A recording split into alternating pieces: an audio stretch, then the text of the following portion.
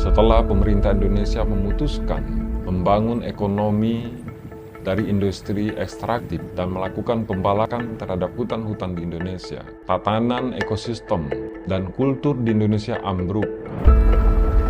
Krisis agraria dan sumber daya alam yang semakin kronis dan meluas, rampasan tanah, krisis pangan, krisis air adalah situasi-situasi yang dihadapi oleh komunitas di tingkat tapak. Ancaman terhadap masyarakat adat dan komunitas lokal saat ini semakin kuat. Berbagai agenda dan upaya untuk penyelamatan bumi dari krisis iklim tidak akan efektif untuk masyarakat adat dan komunitas lokal jika hak kita tidak diakui.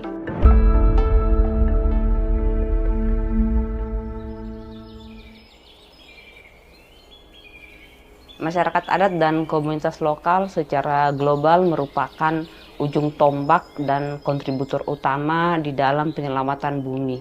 Saat ini 80% dari biodiversity dan termasuk hutan yang terbaik yang tersisa di dunia itu karena dijaga oleh masyarakat adat dan komunitas lokal. Kekuatan gerakan sosial adalah benteng terakhir untuk memastikan bumi dan air akan diurus dengan lebih beradab dan berkeadilan. Dana Nusantara didedikasikan sebagai sistem pendukung yang strategis bagi gerakan reforma agraria di Indonesia.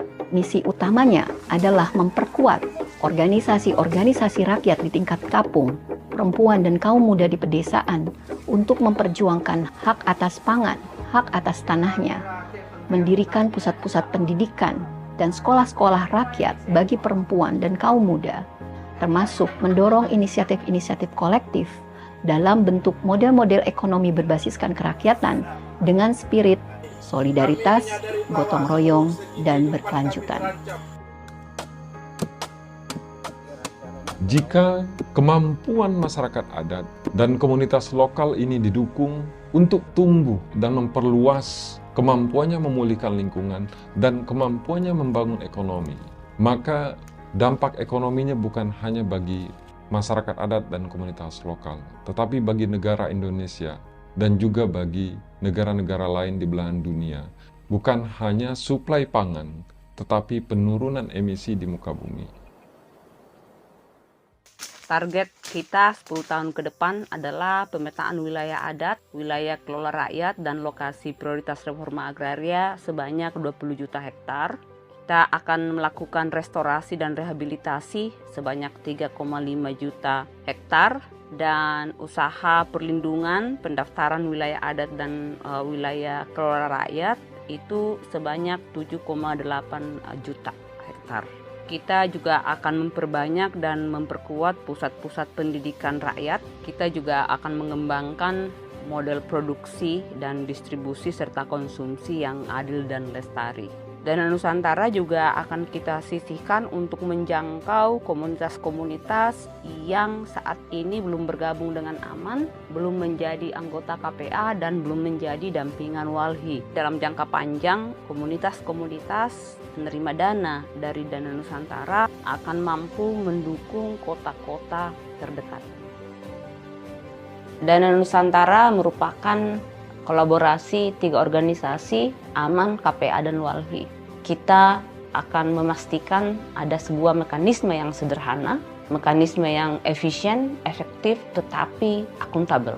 Ini menjadi alat untuk membantu untuk meningkatkan kontribusi masyarakat adat dan komunitas lokal terhadap upaya global menyelamatkan bumi dari krisis iklim, dan akan menjawab tantangan yang selama ini dikeluhkan terkait pendanaan langsung ke kampung-kampung.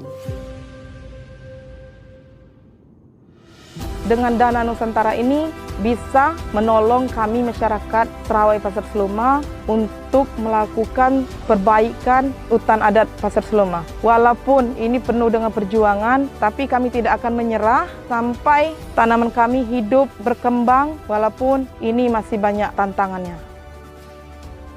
Terima kasih pada Dana Nusantara yang telah membantu perekonomian kami di tengah konflik yang kita hadapi.